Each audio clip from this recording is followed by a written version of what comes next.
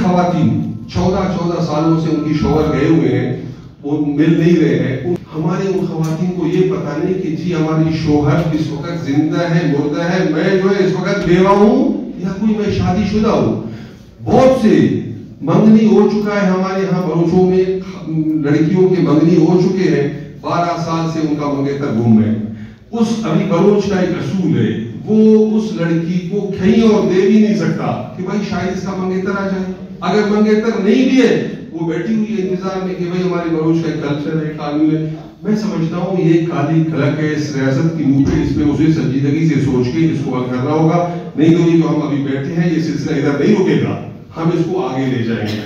और आप इनको जजों के सामने पेश करो, इनको लाओ। अगर इनमें कोई कसूर है, देखिए अगर कोई कसूर है, आप उनको जो कानून है आपका सजा दो। जब डॉक्टर मालिक को वज़ीर आला बनाया गया तो उसने डिमांड यही रखा कि जी आप हमें इजाजत दोगे कि जो बलोच हमारे लीडरान बाहर मुल्क से बैठे हुए हैं, हम जाके उनसे बात करें और उनको हम खाइल करके इधर ले आए। और हमने उनको ये भी कहा कि देखिए बलूचिस्तान का मसला ये बंदूक के जोर से हल नहीं होगा, बलूचिस्तान का मसला ईमानदारी की बुनियाद पे नेगोशिएशन पे अगर 100% नहीं तो 70-80% तक हल हो सकता है। उसमें उन्होंने डॉक्टर मालिक को कहा ठीक है जी गो हेड, जिसमें उस वक्त की वजीर आजम भी शामिल था और उस वक्त का चीफ ऑफ आर्मी स्टाफ भी शामिल था। उसने 4 रुकनी कमेटी रखा, जिस 4 रुकनी कमेटी में हम 2 आपके सामने बैठे हुए, सरदार कमर खान साहब भी उस कमेटी का हिस्सा था, मैं भी इस कमेटी का हिस्सा था।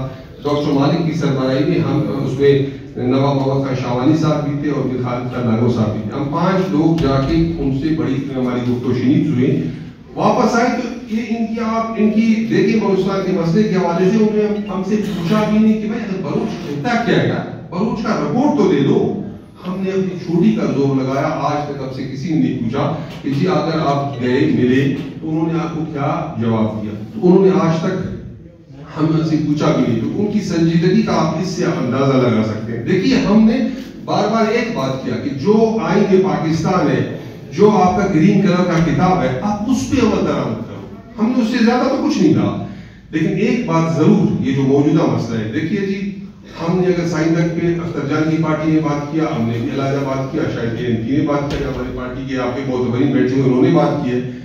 अगर हमने रिपोर्टिंग पे बात किया, एक ने किया, अगर उस पे ग्वादर पे बात किया, हमने समंदर की उस पे हमारे जो एरियाज है उनकी बात किया, हमने यहाँ पे बहुत सी चीजों पे।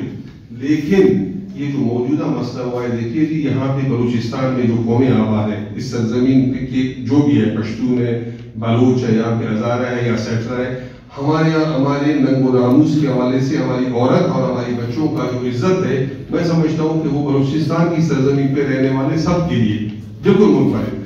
अभी मैं हिम्मत है सरदार अख्तर जान का, मैं उनको तो खिराज तहसीन पेश करता हूँ कि ये मसला उनका सिर्फ पार्टी का नहीं, ये पूरे बलूचिस्तान का मसला है, ये पश्तून का मसला है, ये हज़ारा का मसला है, ये सेटलर भी है, उनका मसला है।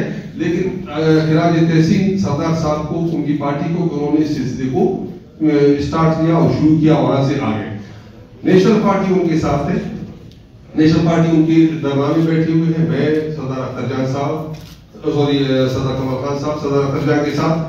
अभी जो 3 दिन का मौका, 2 दिन का मौका और है 6 तारीख से, हमारी आज का प्रेस कॉन्फ्रेंस का मकसद कि हुकूमत अब भी समझने की कोशिश करे कि जी जब आज सारी पार्टियां बलूचिस्तान के एक पेज पे है और वो कहते हैं कि ये हमारी नामूस का मसला है, ये हमारी इज्जत का मसला है, कि हमारी बच्चियों को चौकों पे आपने उनकी जो चादरें हैं आपने खींच के उनको घसीट के ले गए हो, ये हमारी इज्जत और नामूस का मसला है। हम ठीक है कि हर साइंदक पे, हर रिकॉर्डिंग पे, हर जगह हमारी पार्टियों का सारा एक बात एक रहा, लेकिन हर एक ने अपनी तरीके से इसको लिया। लेकिन इस मसले को हमने इकट्ठे होकर लिए हैं।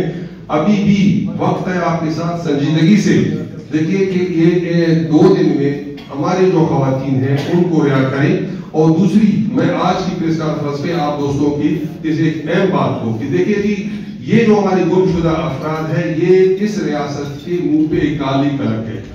हम ये कहते हैं कि आप इनको लाओ, आप इनको बिठाओ, कहीं आप इनको रखो और आप इनको जजों के सामने पेश करो। आपका जो है काजी कोर्ट से लेकर सुप्रीम कोर्ट में ये अरबों रुपए का खर्चा जो हुकूमत इन रियासत की अदारों पे करता है, हमारे बैठे हुए बैरिस्टर साहिबान, हमारी ओकला बिरादरी बैठा हुआ है, یہ اربوں روپے آپ خرچ کرتے ہو, آپ ان کو لاؤ. اگر ان میں کوئی قصور ہے, دیکھیے اگر کوئی قصور ہے آپ کو جو قانون ہے آپ کا سزا دو, اگر نہیں ہے تو ان کو کم سے کم ان کی, ابھی دیکھیے ہماری خواتین 14 سالوں سے ان کی شوہر گئے ہوئے ہیں, وہ مل نہیں رہے ہیں, ان کو یہ پتہ نہیں ہے.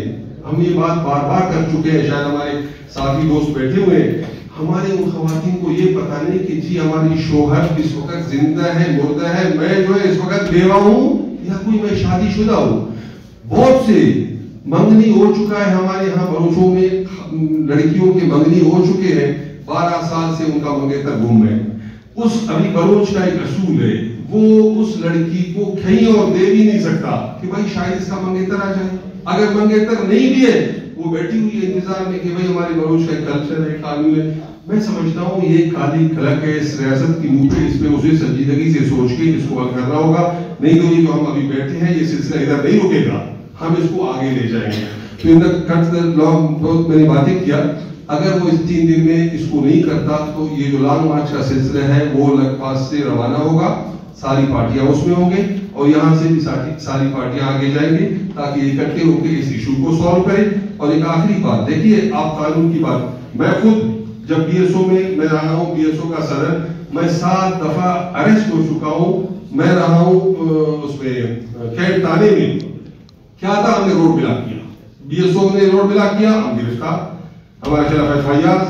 آج سردار اختر کے 1100 لوگوں پہ ایف آئی آر ہوا ہے کہ جی آپ لوگوں نے روڈ بلاک کیا. اچھا اگر سردار اختر یا بی ایم پی یا نیشنل پارٹی یا B S O road block کرے گا, ایف آئی آر اور گرفتار. آج آپ نے پورے بلوچستان کے روڈ کو بلاک کر چکے ہو, پھر سرکار پہ بھی تو ایف آئی آر ہونا چاہیے نا. یہ قانون ہے ملک کا, مجھ پہ ایف آئی آر میں کروں, اگر آپ کرو تو ایف آئی آر نہیں ہے. یہ کیسا ریاست, کیسا قانون ہے. تو آخر میں آپ سب دوستوں کا شکریہ.